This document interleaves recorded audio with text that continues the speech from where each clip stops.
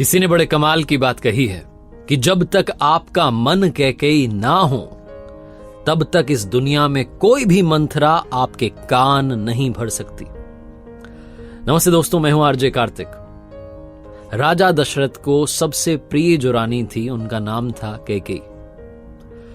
कैकेयी राजा दशरथ के साथ में युद्ध में भी जाती थी क्योंकि उनको युद्ध कौशल के बारे में भी काफी कुछ पता था। एक बार देवासुर संग्राम हुआ था, देवताओं और असुरों के बीच में संग्राम चल रहा था।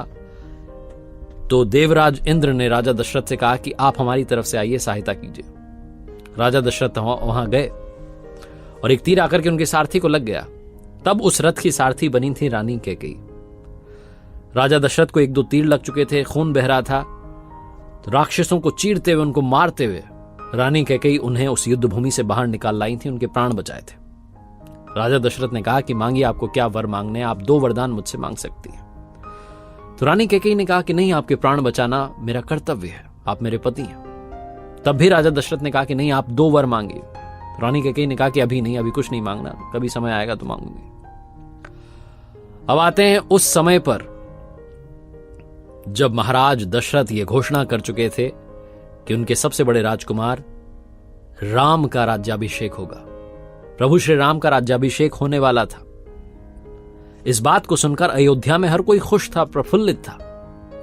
यह बात जब रानी कैकेयी को पता चली तो वो भी बहुत खुश हुई, क्योंकि वो भी राम को बहुत लाड करती थी, प्यार करती थी।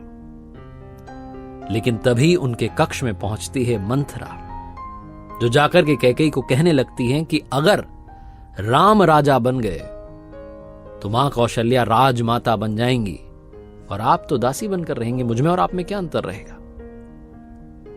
और कैकेयी के कान वो भरती चली गई, कहती चली गई कि आपका भविष्य मुझे अंधकार में दिख रहा है।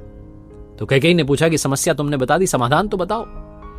तो समाधान बताते हुए मंथरा ने कहा कि याद करो, युद्ध में तुमने प्राण बचाए थे और राजा दशरथ ने तुमसे कहा था कि 2 वर मांगो, तुमने मांगे नहीं थे। आज वो समय है, वो दोनों वर मांग लो।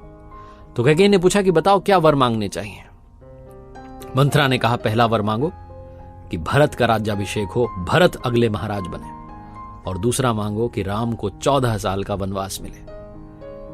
कैकेयी क्योंकि बहुत लाड करती थी राम जी से, तो कहने लगी कि राम को वनवास क्यों। तो मंथरा ने कहा कि अरे अगर राम यहां रह गया तो प्रजा उसके साथ है, कहीं विद्रोह ना हो जाए, कहीं भरत को सिंहासन से ना हटा दे, इसलिए अच्छा है कि उसे दूर ही कर दो। ये दोनों वर कैकेयी ने मांगे।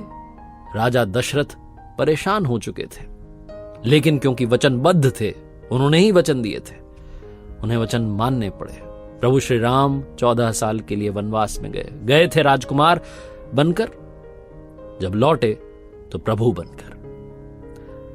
भरत जी ने अपने जो भैया के खड़ाऊ थे उन्हें सिंहासन पर रख दिया, वो खुद बाहर, राज्य के बाहर एक छोटी सी कुटिया में रहने लगे। ये सारी रामायण हुई क्यों? क्योंकि मन कैकेयी सा हो गया था और एक मंथरा आकर के कान भर के चली गई। ये छोटी सी कहानी का सार ये है कि हमारे आसपास भी ऐसी मंथराएं होती हैं, लेकिन हमें अपने मन को कभी कैकेयी नहीं होने देना है। हमें अपने मन को कभी भी उनके बहकावे में नहीं आने देना है, तभी हम लाइफ में सक्सेस पाएंगे, वरना इतनी सारी परेशानियों से घिर जाएंगे कि समझ में नहीं आएगा क्या करें। एक बार फिर से बस वही बात कहता हूं जो हमेशा कहता हूं, ऊपर वाले के आशीर्वाद, अपनी मेहनत और अपनों के प्यार के साथ कर दिखाओ कुछ ऐसा कि दुनिया करना चाहे आपके जैसा। याद रखिए, हर सोमवार सुबह 9:30 बजे मेरे साथ देखिए एक नई कहानी, और हर शुक्रवार सुबह 9:30 बजे मेरे साथ देखिए लर्निंग सीरीज का एक नया वीडियो।